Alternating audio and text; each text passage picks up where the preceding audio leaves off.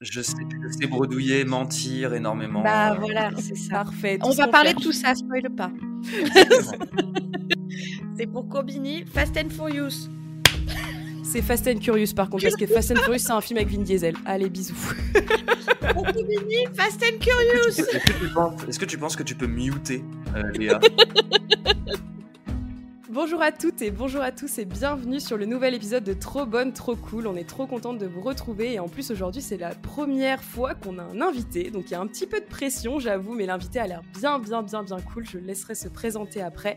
En tout cas merci pour l'accueil que vous avez fait aux 2 premiers épisodes, c'était vraiment trop cool avec Léa, on est aux anges. Apparemment faut compter le nombre de fois où on dit gentil, j'ai un pote qui m'a proposé un jeu à boire à chaque fois qu'on dit gentil dans le podcast parce qu'apparemment on le dit vraiment souvent, mais ça tombe bien parce que c'est le thème de Trop Bonne, Trop Cool. Donc voilà, j'accueille Léa, qui est ma co-créatrice du podcast. Et puis PL, du coup, qui est notre première invitée. Salut les Léa. Exactement. Et alors, pourquoi on a choisi Paul-Louis, si vous n'êtes pas intime avec lui, mais nous, on va l'appeler PL, parce que moi, j'ai le plaisir de travailler avec PL donc, via Cuisseau, puisque c'est un de mes fournisseurs de services de paiement. Dit comme ça, c'est pas très sexy, mais en fait, c'est très chouette. Et on s'est dit que c'était hyper intéressant parce que, donc moi, pour travailler avec toi, PL, je sais que t'es très cool, très sympa et tout. Et on s'est dit que c'était parfois un peu rare chez les sales et que potentiellement, on avait la vision, tu vas te présenter après, nous expliquer ce que tu fais, mais la vision un petit peu de dire, bah voilà, pour être commercial, il faut forcément être un peu shark, un peu méchant, pas toujours sympa. Enfin, voilà, on a souvent cet a priori-là et je trouvais ça chouette de t'inviter et de te faire réagir là-dessus. Donc déjà, je te propose de te présenter, de nous raconter un petit peu qui tu es, ce que tu fais et puis après, on va parler de pourquoi t'es gentil, quoi. Eh ben, merci à toutes les deux pour votre accueil. Je me présente. Alors, je vais me répéter par rapport à ce que j'ai dit sur un autre podcast.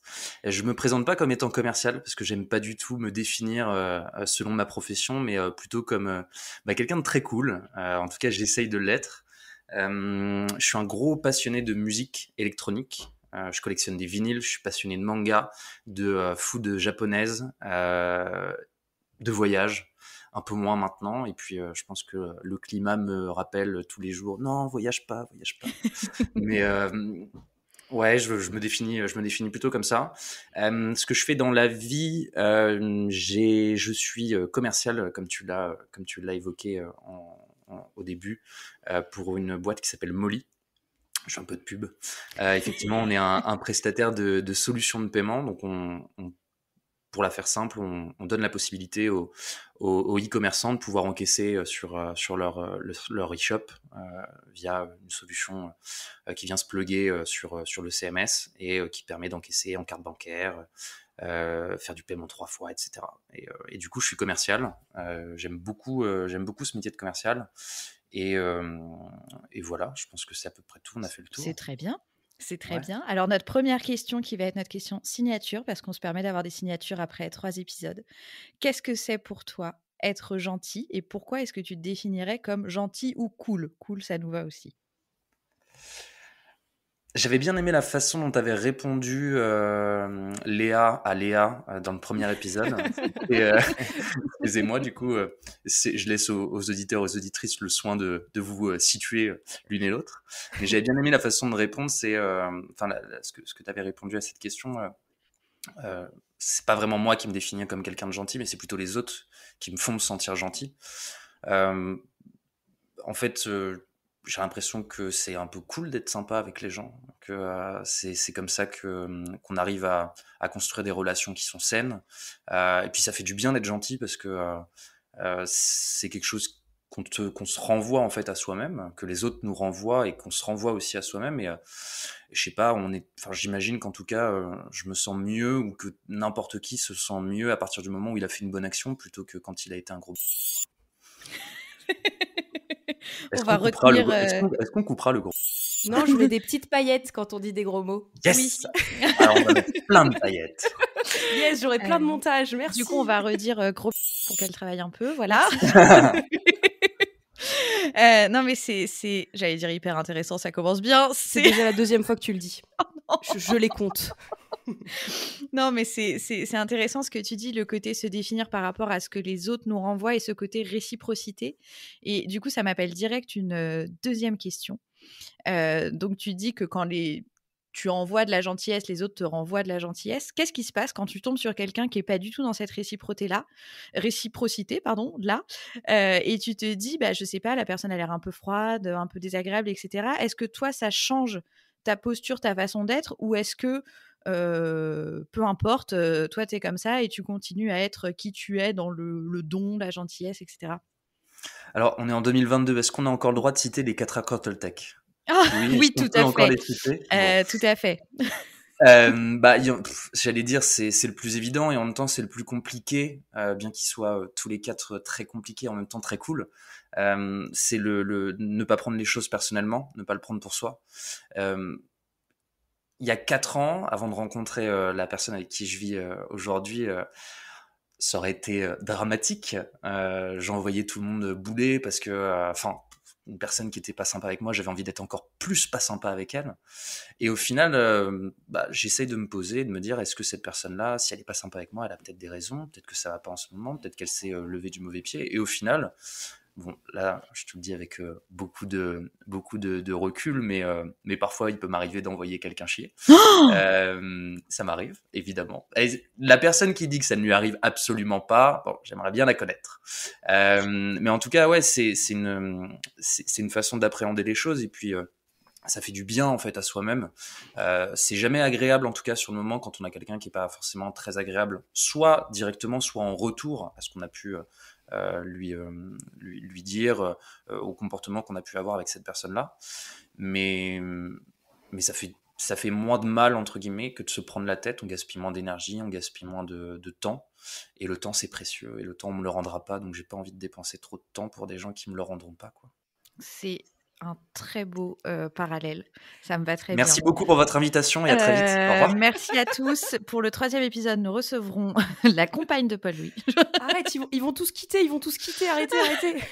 Non, mais alors, parenthèse, mais tu sais qu'il y avait un film, c'était un film un peu humoristique, là, Qui a tué Pamela Rose, où ils mettent un générique en plein milieu pour faire un peu une blague. Et moi, j'avais éteint ma télé.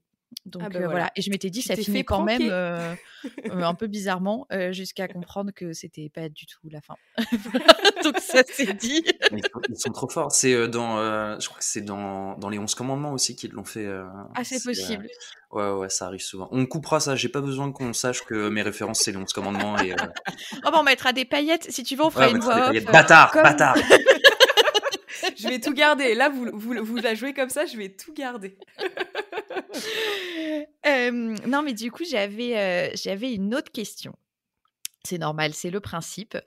Dans ce que tu dis, je retiens le côté, en fait, être gentil, c'est aussi être gentil avec soi et ne pas, bah, voilà, se prendre la tête avec des choses que tu as pas envie, de garder pour toi et en fait, te retrouver un petit peu aligné là-dedans. Est-ce que, ça, c'est quelque chose que, du coup, tu as compris sur le tard? Enfin, comment est-ce que tu as trouvé un petit peu, toi, ce qui te convenait comme posture, ce qui te faisait te sentir bien? Parce que parfois, je me demande s'il y a pas des gens qui se sentent bien dans le conflit, tu vois? Qu'en ont presque, besoin pour vivre. Comment est-ce que toi, tu as évolué par rapport à ça? Alors, je pense que les personnes qui se sentent bien dans le conflit, il faut qu'elles règlent quelque chose. Ou alors, tout simplement, c'est que y a un petit côté maso. Parce que ça doit pas être agréable d'être dans le conflit au quotidien. Comment tu gères ça? Ouais, pour le coup, je pense, pour être encore une fois le plus honnête possible, je pense que je l'ai appris vraiment sur le tard. Je me suis pas réveillé un matin en me disant tiens, je vais être gentil avec les gens finalement. Mais en fait, ça fait du bien, quoi. Et effectivement, c'est un peu le terme qui est très à la mode en ce moment, c'est le self-love. Mais ça passe aussi par ça, en fait. Donner du positif en fait, dégager du positif, dégager des bonnes énergies, c'est aussi des bonnes énergies qui vont te revenir. Et on en revient encore au pouvoir de l'attraction, des choses comme ça. Donc en fait, plus tu vas être cool, plus logiquement, bah, tu vas avoir des trucs cool qui vont t'arriver en contrepartie. Et ouais, ça fait du bien. Franchement, ça fait du bien. Moi, je sais que depuis quelques années, je me sens beaucoup mieux, je vis beaucoup mieux, en fait, le fait de moins me prendre la tête quand quelqu'un me parle mal, de moins prendre les choses personnellement aussi. pour aller encore plus dans le perso, ma relation avec mon père, elle s'est énormément améliorée depuis quelques années parce que justement, on s'est dit que, enfin, moi, je me suis dit, je vais peut-être moins lui parler, mais au moins, quand on se parle, on se dit les choses concrètement. Bon, pas concrètement comme vous l'entendez, mais moi, en tout cas, je me dis que c'est concret. Mais ouais, t'apprends à vivre les choses, à appréhender les choses un peu différemment. Et ça fait du bien au quotidien, et donc ça fait du bien aussi dans ta manière. En fait, c'est un cercle vertueux. Si ça te fait du bien au quotidien, donc tu vas continuer à le faire, et donc en fait, tu vas avoir toujours plus de réponses ou de retours cool, et c'est assez agréable. J'ai l'impression que ça nous fait un point. Je donne la parole à Léa qui a levé la main. Vas-y, Ah ouais, Léa. ça fait vraiment école en mode je Léa, pensais que ça au allait fond, passer inaperçu et tout. non, mais j'ai vu que tu avais secoué la main. Je me suis dit, il faut absolument que je donne la parole. Sinon après j'ai Vas-y. oublié ma question. Mais j'ai l'impression, PL, comme tu expliques la gentillesse, j'ai l'impression que toi ça passe beaucoup par l'honnêteté. Parce que moi du coup quand j'ai dit que, dans l'épisode où je parle de ça, moi je m'oublie beaucoup et j'ai tendance limite à être pas très honnête et donc à m'oublier vraiment. Que toi j'ai l'impression que le fait d'être gentil, ça passe énormément par le fait de dire ce que tu penses et par l'honnêteté. Et t'as pas peur de blesser les autres. Moi c'est vraiment mon truc de base de dire j'ai trop peur de vexer les autres et du coup je préfère garder certaines choses pour moi. Bah, alors, quand je me sens en tout cas légitime à pouvoir faire un retour qui soit positif ou négatif, même si positif ou négatif, au final, c'est plutôt pour, enfin, si la personne elle le prend négativement, c'est elle en fait qui est concernée ce ressenti-là, ce ressentiment. Euh, Tu vois, on dit souvent, ouais, ah, mon meilleur pote, on est tout le temps ensemble et tout. Non, moi, mon meilleur pote, je le vois quasiment jamais, mais être meilleur pote, c'est pas être là tout le temps, c'est être là quand ça va pas, et c'est aussi se dire les choses quand il y a quelque chose qui doit être dit. Bon, je dis pas souvent qu'il y a des choses qui vont pas, parce qu'en vrai, tout va bien, mais en fait, c'est ça, la gentillesse. Est-ce que ça peut être défini comme gentillesse? Je sais pas, mais c'est bien aussi de dire les choses clairement aux gens qu'on rencontre. S'il y a un truc qui va pas. Alors évidemment, mettre les formes, essayer de faire en sorte que ce soit compris, ou que ce soit en tout cas que la démarche elle soit comprise.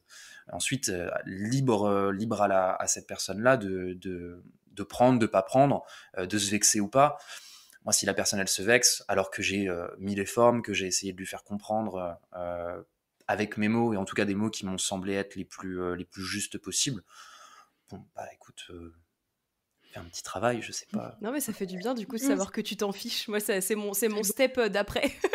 C'est beau, cette absence de culpabilité. Enfin, de se dire chacun en fait est responsable de l'émotion qu'il a.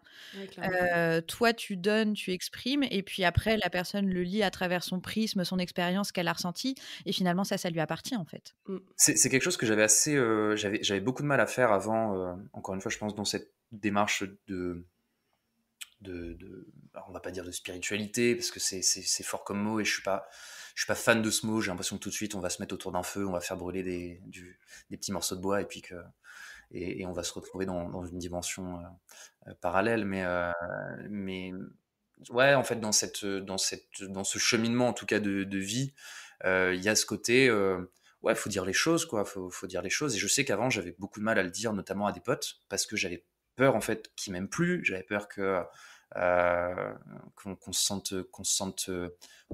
brise quelque chose, et au final, des relations avec des potes qui ont été bonifiées, alors d'autres qui se sont progressivement éteintes parce que on n'arrivait pas à se comprendre.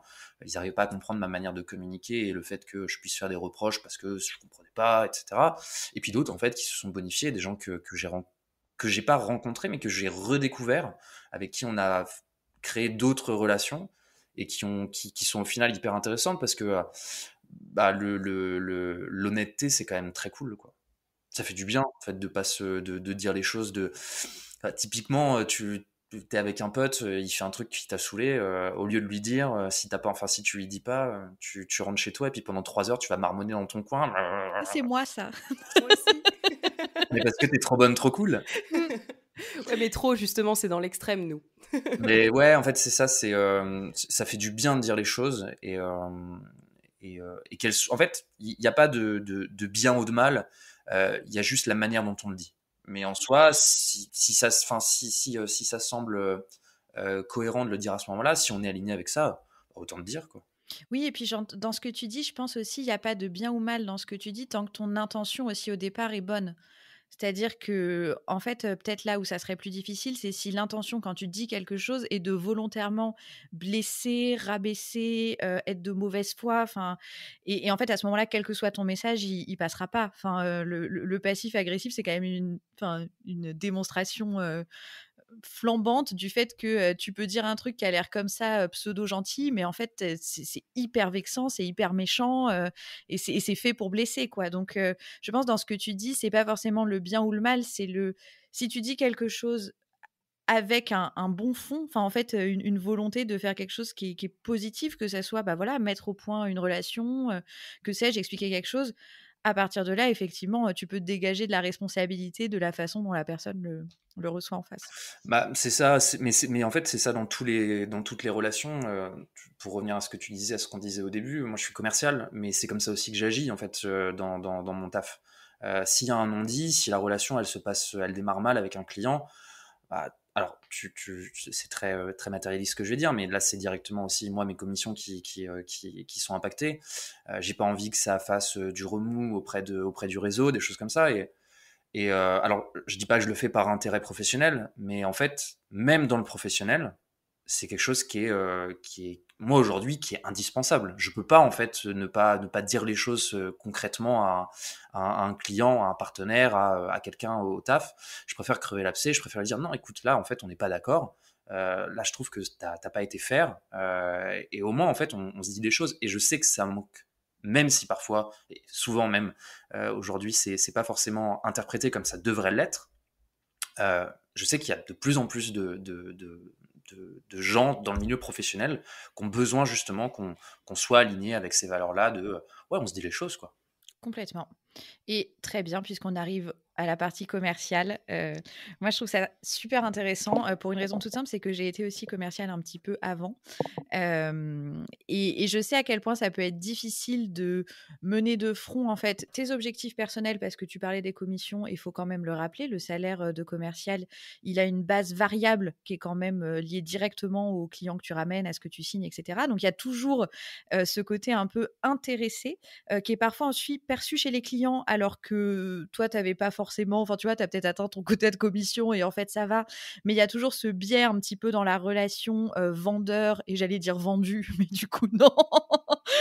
Vendeur et personne à qui on vend. Comment est-ce que toi, tu te décrirais comme commercial? Comment est-ce que tu penses que tes clients te décrivent?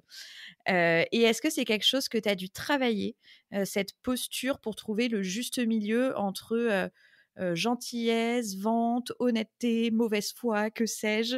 Alors, la mauvaise foi n'a jamais fait partie de ma manière de travailler. C'est quelque chose contre, ce contre quoi je me bats vraiment au quotidien, dans le perso, dans le pro, c'est la mauvaise foi. Je déteste ça. En revanche, oui, mon éducation professionnelle, elle est vendre, vendre, vendre. Et ça a été un travail derrière de trouver un équilibre. Et aujourd'hui, je suis plus du tout dans cette démarche-là. Évidemment, j'aime vendre, hein, c'est pour ça que je suis commercial. Par contre, je me comporte avec mes clients comme j'aimerais qu'on se comporte avec moi si j'étais client.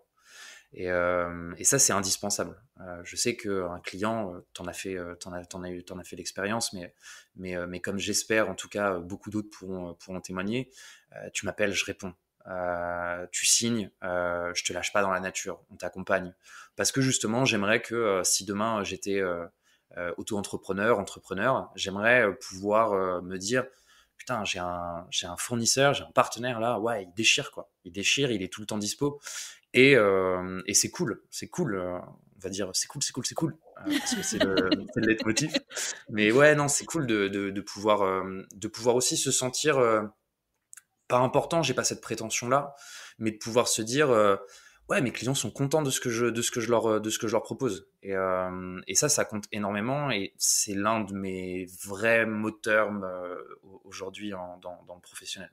Mais en plus, côté client, puisque je suis une cliente, fondamentale pour toi, bien sûr, je confirme le fait que moi, ce que je trouve très agréable et c'est pour ça d'ailleurs et pour un peu l'anecdote, tu as changé de société entre quand on a commencé à travailler ensemble et quand on travaille maintenant encore aujourd'hui ensemble.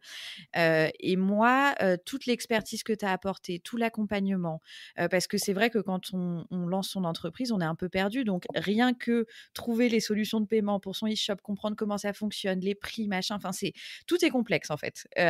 Et donc, d'avoir en face un commercial, moi non plus, j'aime pas trop le mot, mais qui est là, qui est disponible, qui est à l'écoute. Moi, parfois, je t'envoyais des mails de mais alors, je comprends pas, je crois que j'ai fait, mais ça n'a pas marché. Enfin, toujours, tu répondais, mais dans la demi-heure, j'ai une réponse. Quand tu as changé de société, bah, tu m'as même pas dit Léa, je change, viens avec moi. C'est moi qui t'ai appelé, genre alors ça y est, t'es chez Molly, quand est-ce qu'on met chez nous voilà, et je t'ai suivi comme ça. Et pour une autre petite anecdote, je me souviens très bien aussi, on faisait un pop-up store avec un autre de tes clients, dont je tairai le nom parce qu'ils n'ont peut-être pas envie d'être mentionnés là. Mais je me souviens très bien, on se posait une question donc sur Shopify, donc qui est l'interface en fait, pour ceux qui connaissent pas, mais des e-commerce.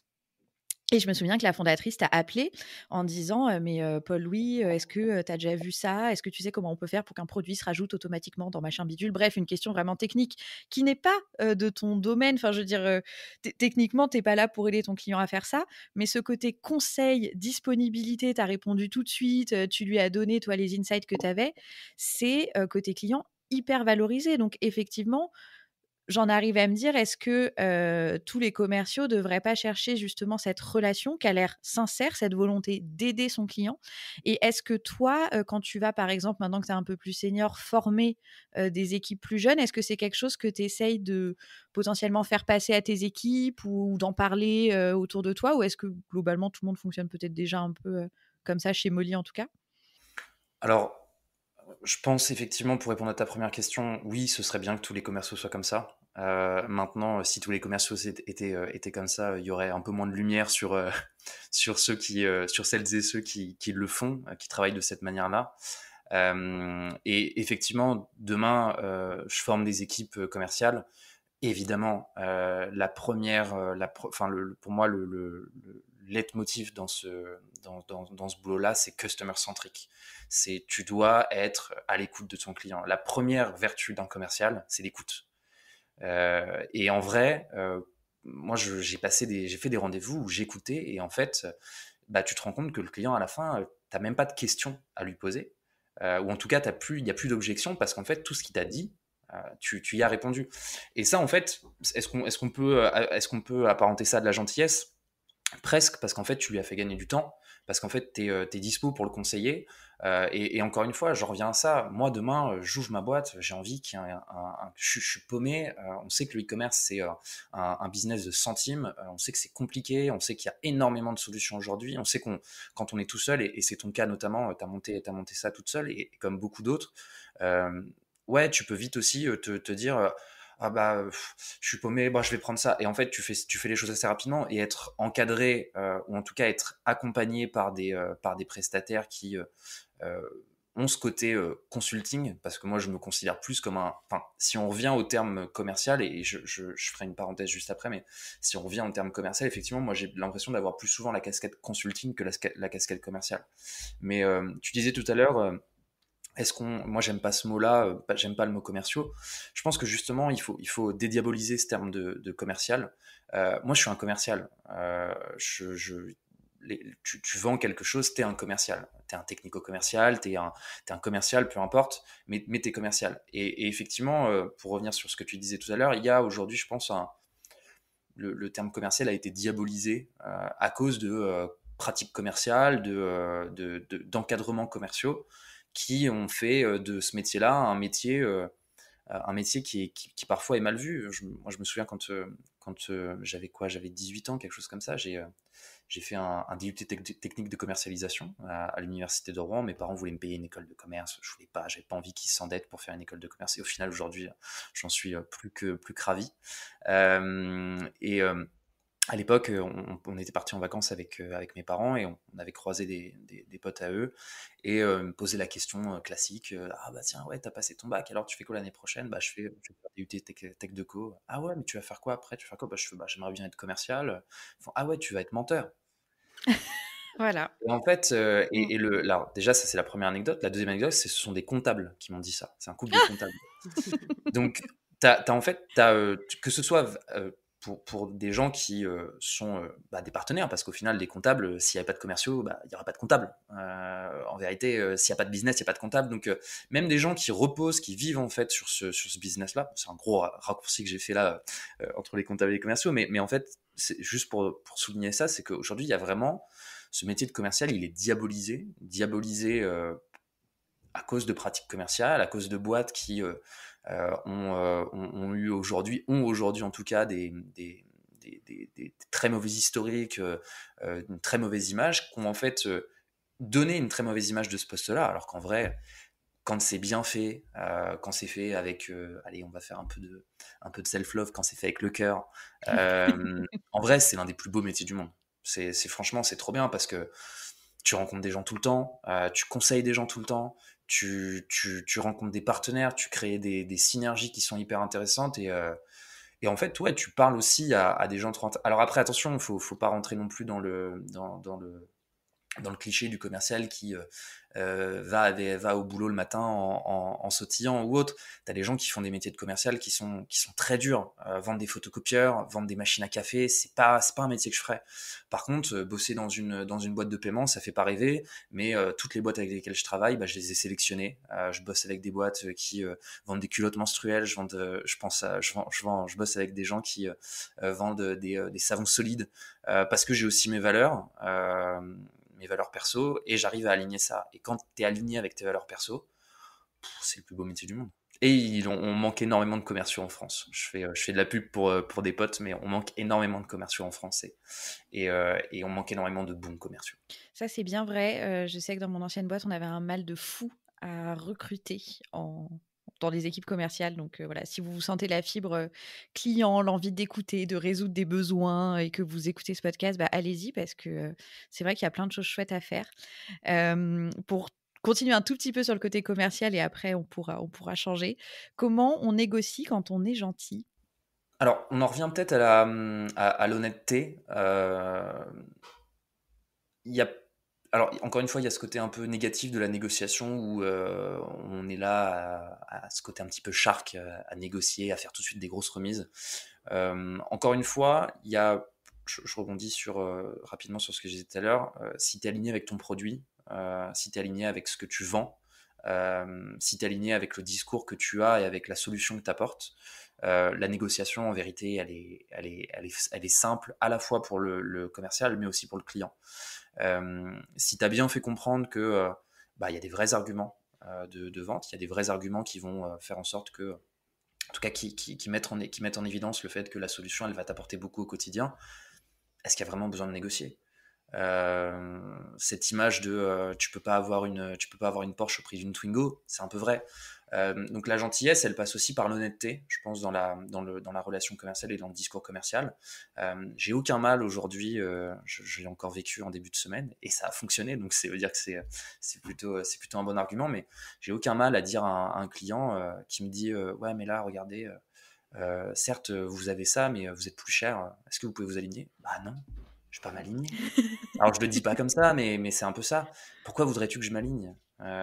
Tu t'as plus avec moi, tu sais que je vais te répondre plus rapidement, tu as eu une recommandation de la part d'un de tes potes, ça fonctionne. Euh, Pourquoi voudrais-tu que je m'aligne? Si tu cherches un prix, évidemment, on sera plus cher que les autres. Et ça, c'est logique. Moi, quand je vais acheter une chemise qui a été faite juste à côté de chez moi, je vais pas chez H&M. Donc en fait, c'est la même chose. C'est une question d'alignement. Et j'en parlais dans un de mes posts LinkedIn récemment. C'est tu demande pas à ton prestataire de faire quelque chose que toi, en tant que marchand, tu serais pas capable de faire en contrepartie. Et c'est de la même manière dans les relations. Si un pote demain te demande d'être très cool, t'es très cool avec lui et tu vas le chercher en voiture à 19h et qu'il te dit ouais mec, mais ça m'arrangerait que tu viennes à 16h. Mec, je viens déjà te chercher. Je t'apporte déjà une solution. Voilà, laisse-moi faire ce que je dois faire et tu sais que la solution, je vais te l'apporter.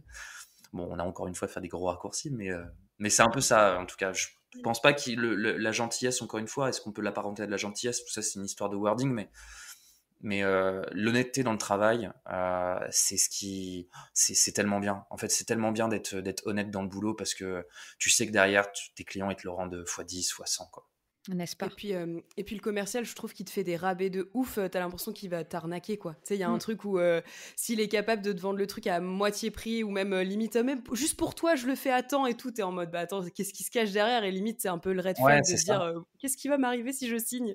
C'est ça. Et tu vois, pour le coup, j'ai de la chance d'avoir vécu les deux expériences, d'avoir bossé dans des boîtes où on était dans cette démarche-là de tout de suite faire 50% de remise et par contre, il fallait signer maintenant.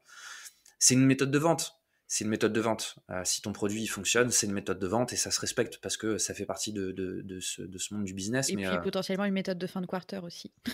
ouais, Quand il possiblement, s'agit de signer. Je sais que moi je possiblement disais à mes aussi. clients là, bon, il faudrait que ça signe avant le 31. C'est complètement perso, c'est pour moi, c'est pour que ça rentre. Si vous arrivez à me débloquer ça, je vous le rendrai au centuple et finalement, il y en a certains qui prennent, mais c'est de l'honnêteté, hein, du Mais coup. tu vois, c'est de Mm, l'honnêteté. mm. C'est de l'honnêteté. Et au final, alors, ça s'apparente encore une fois libre à chacun, chacune de faire ce parallèle. Est-ce que ça s'apparente à de la gentillesse? Mais l'honnêteté, ça paye toujours. Et à contrario, la malhonnêteté, ça vous revient toujours dans la gueule. Et très vite. Et très vite. Beaucoup plus vite qu'on ne le pense. Beaucoup plus vite qu'on ne le pense.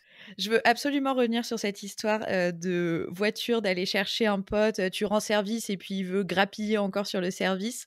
Est-ce que c'est des choses qui te sont déjà arrivées? Est-ce que parfois tu t'es dit: «Mais là, je suis vraiment trop bon, trop cool, et je pourrais un peu, enfin voilà, me faire respecter», enfin pas me faire respecter, mais dire, «Bon là, attends, déjà j'en fais plein pour toi, tu m'as à peine lavé une chaussette, heu, viens vers moi, Alors, quoi».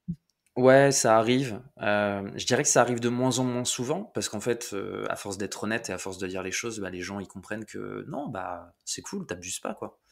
Euh, mais du coup, ça me fait penser à un truc que j'avais en tête avant qu'on enregistre l'épisode. Euh, on a toujours cette phrase qui nous est dite à un moment, ah mais t'es trop bon, mais t'es trop gentil. Mais est-ce que je suis trop gentil ou est-ce que c'est les autres qui le sont pas assez, tu vois? Est-ce que c'est pas ça aussi un peu le deal? Non, je me sens pas trop gentil. Je suis gentil de la manière dont j'ai envie de l'être, à la mesure que j'ai envie de l'être. Mais est-ce que c'est pas plutôt les autres qui sont pas suffisamment cool avec moi, quoi? Ou en tout cas qu'ils le sont pas suffisamment de la même manière que je le suis avec eux.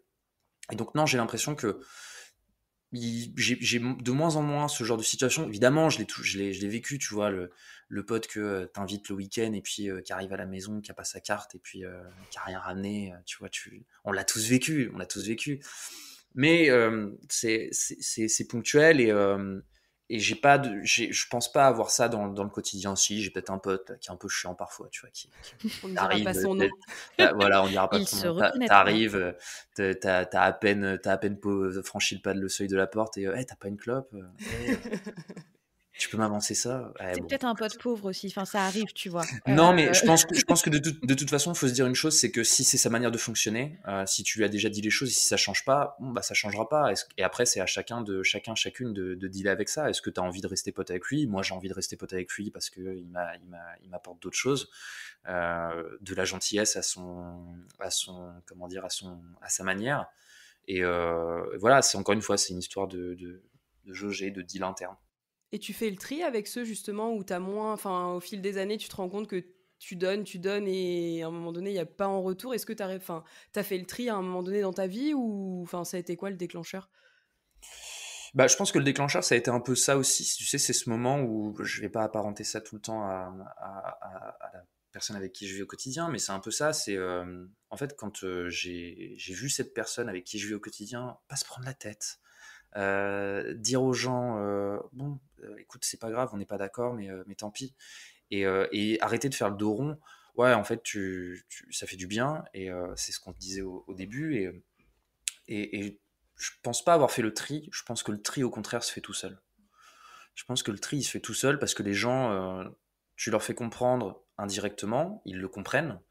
Et soit, ce que je disais juste avant, soit en fait, de leur côté, cette fois-ci, ils ont envie de continuer avec toi dans cette démarche-là, soit ils n'ont pas envie, et c'est pas grave. On n'est pas tous faits pour être potes toute la vie, et c'est pas grave. On a tous des chemins différents dans l'amitié. Et tu vois, quand je vois des gens qui me disent, ouais, j'ai tant d'amis et tout, mais putain, construire une amitié, c'est déjà tellement compliqué, ça prend déjà tellement de temps. J'ai un pote, un meilleur pote, que je vois rarement, et je sais pas si j'aurais vraiment envie de le voir davantage, tu vois, parce qu'en fait, c'est déjà tellement compliqué de construire cette amitié. Pas compliqué dans le sens, putain, c'est chiant de lui envoyer des messages, mais au contraire, ça prend déjà tellement d'énergie, mais d'énergie positive, en fait, à investir dans une amitié. Quand j'ai des gens que je rencontre qui me disent: ah là là, mais moi je suis pote avec ci, je suis pote avec ça, on se connaît et tout. Moi, c'est ma meilleure pote, c'est mon meilleur pote. T'as l'impression qu'ils ont 20 meilleurs potes. Ouais, je pense que j'ai été dans cette démarche-là et au final, aussi. Et puis, avec le temps, tu t'apprends pas à faire le tri, mais à jauger aussi. Et les amis les relations d'amitié pure sont déjà tellement compliquées à construire qu'en avoir un, deux, trois, Mmh. Ouais, je pense que c'est du souvent, sport. on a tendance à se dire que la relation la plus compliquée à construire, c'est ta relation amoureuse ou tes relations amoureuses, hein, peu importe ton système amoureux. Et en fait, de ce que j'entends de ce que tu dis, c'est la même chose avec des amitiés. Et donc, en avoir peu des précieuses dans lesquelles tu investis du temps, sur lesquelles tu sais que tu peux compter, avec qui bah, tu trouves cette honnêteté, ce chemin que tu arrives à partager, c'est vrai que c'est chouette. Et dans ce que j'entends, dans ce que tu dis, j'entends aussi le côté bah, ne pas non plus subir la pression de j'ai plein d'amis. Enfin, on l'a vu un peu avec la période Facebook où il fallait avoir 800 amis, 1000 amis. Quand tu es jeune, tu veux toujours 300 amis. Enfin, faut toujours être tout en haut de la pyramide sociale. En fait, peut-être que plus tu grandis aussi et plus tu te dis bah non, c'est pas ça que je recherche. Ce que je veux, c'est avoir des gens bienveillants autour de moi, avec qui je m'entends vraiment, sur qui je peux compter. Et puis le tri se fait naturellement, du coup, en fait. Ouais, c'est tout à fait ça. Mais c'est un peu le problème de notre société, c'est le problème de notre génération. On est dans le quanti et pas dans le quali. On a besoin d'avoir le plus d'amis possible, on a besoin de posséder. Alors j'en suis le mauvais exemple parce que je suis collectionneur de vinyle, donc j'ai besoin d'en avoir le plus possible. Mais bon, on est sur un objet d'art. J'ai envie d'appeler ça un objet d'art. Donc, L'excuse. j'ai l'excuse. Le C'est bâtard, bien quel réussi. bâtard. Il s'est bien raccroché aux branches, le Wistiti, hein. T'enverras des paillettes Plein parce de que là, j'ai paillettes, fait là. le gros bâtard. Mais non, c'est un peu ça en fait. C'est le problème de notre société et ouais, on est vraiment dans un truc quanti. Il faut avoir le plus, il faut avoir le plus de likes, il faut avoir le plus d'abonnés, il faut avoir le plus de potes et tout, le plus d'argent. Là, c'est vraiment mon ressenti à moi. Mais ouais, on est dans le quanti, quoi. On est dans le quanti. Et ce serait bien de repartir sur du quali un peu. Mm. Moi, j'aime bien le quali, je trouve ça cool. Moi, le seul quanti que je tolère, c'est pour les chiens. J'en voudrais 15 000 environ. C'est comme les vinyles, c'est un objet d'art. Ouais, mais parce que tu vois, on part sur un discours, c'est quoi? C'est animalier, mais animaliste même, on pourrait dire, mais le chien, il t'apporte quelque chose. Oui, Il te procure un plaisir. oui. Qu'est-ce que les 1000 abonnés par rapport à tes 100 abonnés, ils vont te procurer comme plaisir au quotidien? Qu'est-ce qu'ils vont te rendre comme service, à part te dire, oh, j'ai un zéro de plus? T'as un chien, il va t'apporter une unité d'amour. T'as deux chiens, ils vont t'en apporter deux. T'en as 15, ils vont t'en apporter 15. Ouais, ouais, on est dans le quanti. Il faut arrêter avec le quanti, c'est pas bien. C'est nul. Mm. À part pour les chiens. On reprend l'enregistrement après la perte de batterie de l'ordinateur de PL, donc ça va sauter un peu du coq à l'âne, mais c'est pas grave. Je me posais une question. Moi, j'aime beaucoup le lien entre gentillesse et sensibilité. Est-ce que tu te décrirais comme quelqu'un de sensible? Oui. Merci. Faut La développer. question fermée. Ouais, c'est ça, la question Oui, fermée. pardon. Oui ou non? Alors, qu'est-ce que ça t'inspire, la sensibilité et la gentillesse, PL? Non, ouais. Après, encore une fois, tout est question de qu'est-ce qu'on entend par sensible. Euh, je suis très sensible au quotidien. J'aime pas qu'on soit méchant avec moi, évidemment. Mais tu sais, de manière très volontaire, très pas sympa. Quand on est méchant, méchamment. Ça, je trouve ça pas cool. Récemment, je me suis brouillé avec un pote. Je lui ai dit, enfin, je me suis pas brouillé, mais en fait, il a été méchant avec moi. Je lui ai dit, écoute, on arrête. J'ai pas du tout envie de ce type de relation, donc basta, quoi. Et oui, d'une manière générale, je pense que je peux me qualifier comme quelqu'un de sensible. Mais tu vois, encore une fois, je trouve le côté négatif du mot sensible aujourd'hui, il est beaucoup trop mis en avant parce que c'est la société qui veut ça, quoi. Les garçons, faut pas pleurer. Ah non, arrête, tu pleures comme une fille. C'est pas bien, quoi, faut pas pleurer. Et au contraire, moi j'adore chialer, je trouve ça trop bien. Je pleure devant les films, je pleure devant les séries, je pleure devant Billy Elliot, et je me plais à dire que je pleure devant Billy Elliot. Mais ouais, non, j'ai tendance à dire que oui, je suis sensible. Complètement. Et j'ai aucun mal à C'est le quoi le dire. dernier truc devant lequel t'as chialé? Parce que j'aime bien Oh moi chialer devant non, des trucs. sérieux, putain. En plus, je me souviens très bien de ce que c'est. Allez, Avec un balance. TikTok pourri d'un chien qu'on sauve derrière un camion Ben. Non, s'il te plaît, quand même. C'était devant Big Bang Theory. Ah. Le dernier épisode. Non, je l'ai pas vu, je l'ai pas vu. Je suis en plein milieu de la saison 5 et non, j'ai chialé à la saison 4, dernier épisode, quand Howard part sur la station spatiale internationale. Et à ce moment-là, dans le salon, il y a Sheldon qui prend la main de Amy. Et j'ai trouvé ça trop beau parce que en fait, ce personnage, il est incroyablement complexe. Cette série, moi, je la trouve absolument dingue. J'ai découverte assez tard, et je la trouve complètement dingue. Et, euh, et notamment au niveau des rapports sociaux, en fait, entre potes. C'est une vraie histoire d'amitié. C'est une vraie histoire d'amitié. Et en fait, Sheldon, c'est un personnage qui est très complexe parce que c'est un personnage qui en fait n'a pas de n'a il a des sentiments, mais il n'a pas de filtre. Et en fait, d'un coup, au plus profond de son être, il a une pulsion qui est une pulsion affective, amicale, tendre, et une pulsion sensible, une vraie sensibilité. Et il la traduit, et en fait, c'est ça, c'est que la sensibilité n'a pas de frontières, n'a pas de limites, n'a pas de, je sais pas comment on pourrait dire, n'a pas de.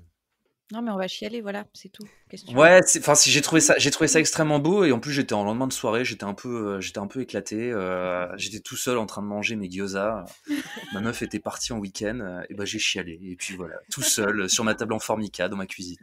Et tiens-toi prêt pour le tout dernier épisode de la dernière saison. C'est Na na na chialade, na na na chialade, na na na chialade. na na na. Voilà. Non, Bah mais je déjà te là, spoil pour plus ceux qui n'ont rien. pas vu, vous avez spoilé, parce que moi j'avoue j'ai pas vu Big Bang Theory, vous avez spoilé des trucs, donc peut-être que là je regarderai jamais de ma vie parce que je sais qu'à un moment Non, donné il mais lui tient la main quoi. il y a Je un moment, plaisante. il y a un moment, il faut arrêter avec cette histoire de spoil sur des séries aussi vieilles, d'accord? Moi, j'ai jamais vu Oui. la série avec les dragons, là, je sais plus comment ça s'appelle. Game of Thrones. Game of Thrones, j'ai jamais vu, et c'est bon, les gens me spoilent tout le temps, et j'en ai plus rien à foutre, tant pis Oui, pour bah, moi moi, c'est quoi, j'avais pareil. qu'à regarder. Big Bang Theory, bon, t'es quand même sur une série qui a 15 ans, donc à un moment, il faudra peut-être te mettre à la page, Léa. C'est vrai, c'est vrai. Bah, Je comme toi parlais t'as à pas vu The Léa Voice, hein. 1, Vision, je parlais ouais. bien à Léa 1, Léa Ah, du coup freelance. c'est moi Léa 1. Oh putain, c'est moi Léa 1. C'est toi, ça y est. Bah, ça y est, c'est décidé. Aïe aïe Parce aïe. que, en tant que gentil, personne voulait prendre le numéro 1. Et c'est bon, c'est tombé sur toi. Bon bah c'est PL qui a décidé du coup. C'est comme ça. Du coup, comment ça se matérialise dans ton quotidien de gentil? Est-ce qu'il y a des actes que tu fais comme ça par gentillesse vraiment innocente, ou parce que tu as beaucoup parlé de la gentillesse dans le travail, dans ta vie en général? Mais est-ce qu'il y a des petits exemples que tu peux nous donner d'actes de vraiment de gentil pur? Alors, de gentil pur, j'ai envie de te dire, c'est comme ça qu'on qualifierait ces d'actes de gentil pur aujourd'hui, mais qui sont pas véritablement. C'est plus en fait en fonction de mon éducation. Moi, mon éducation, ça a été, tu dis merci, tu dis bonjour, tu dis au revoir, tu es respectueux des personnes que tu croises, tu tiens la porte. C'est vrai que parfois je laisse passer quelqu'un devant moi dans le train, et puis il n'y a pas de merci. Je ne comprends pas. Donc du coup, au lieu de m'énerver, je baisse mon masque pour que la personne m'entende bien, et je fais de rien. Et là, généralement, cette personne-là, soit elle se retourne vers moi et avec un regard très noir, elle part. Soit la personne fait oh, pardon, excusez-moi, merci, merci, merci, toute gênée. Et du coup, je me dis que ce petit de rien-là, il fait bouger beaucoup de choses. Il fait bouger beaucoup de choses, et qui peut avoir un vrai impact en final sur la personne, de la manière dont elle va se comporter après. Et de la même manière, c'est un peu cet effet boule de neige. La force du sourire, t'arrives quelque part, alors on a de la chance, ça y est, depuis 2 jours, on n'est plus obligé de porter les masques, mais t'arrives quelque part, t'as un sourire. J'aimerais vraiment qu'un jour, alors si ça n'a pas déjà été fait, que ce soit fait, j'imagine que tu as forcément des gens qui ont pensé, faire une étude sur comment dire, l'effet boule de neige d'un sourire le matin. 500 sourires. Là, il va falloir que je recoupe du coup parce que tu as parlé. Non, en vrai, c'est pas grave, hein, ça peut être c'est vraiment pas grave. Bon, bah, 500 sourires. Voilà, un sourire que tu fais le matin peut générer jusqu'à 500 sourires dans la journée. Donc, Et puis c'est tout bête, mais regarde, tu rentres dans le métro, quelqu'un te bouscule, t'es énervé.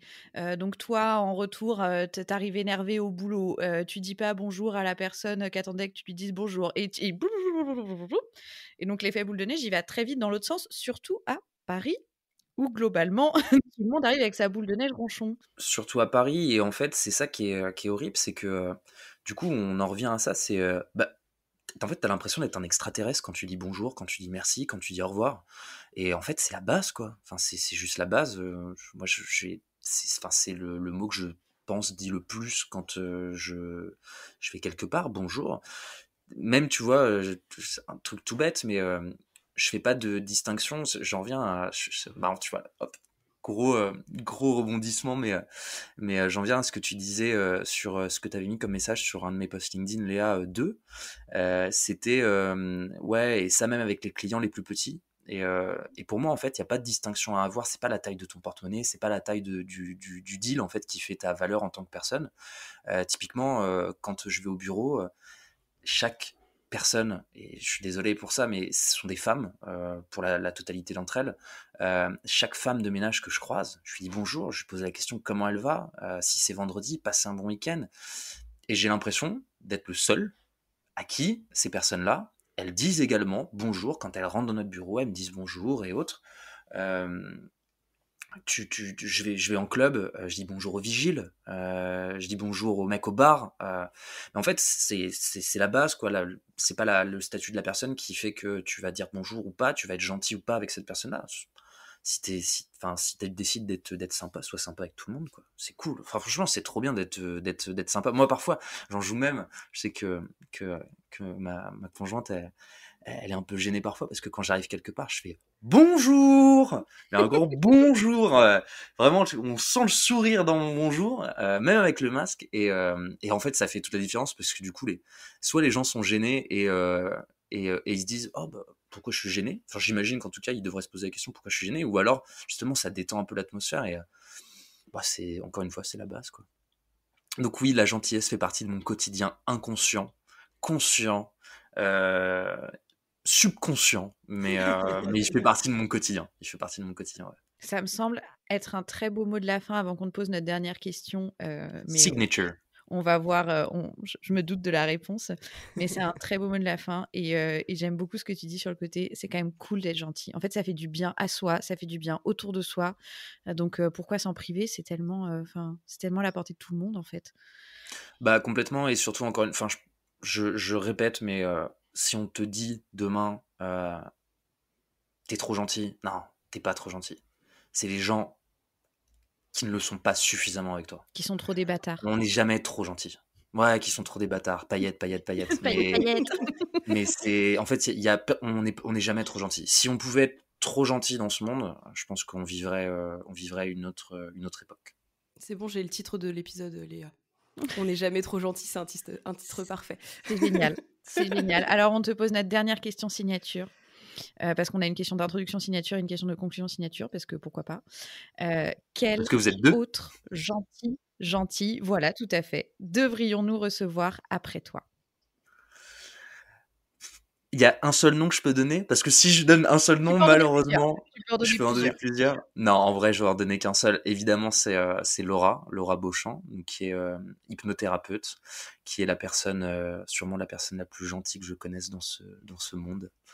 Et qui est évidemment l'une des grandes contributrices de mon cheminement vers la gentillesse éternelle et vers l'accomplissement de soi. Et donc beau. Évidemment, je l'invite à venir rejoindre parce que tu la connais, Léa, Oui.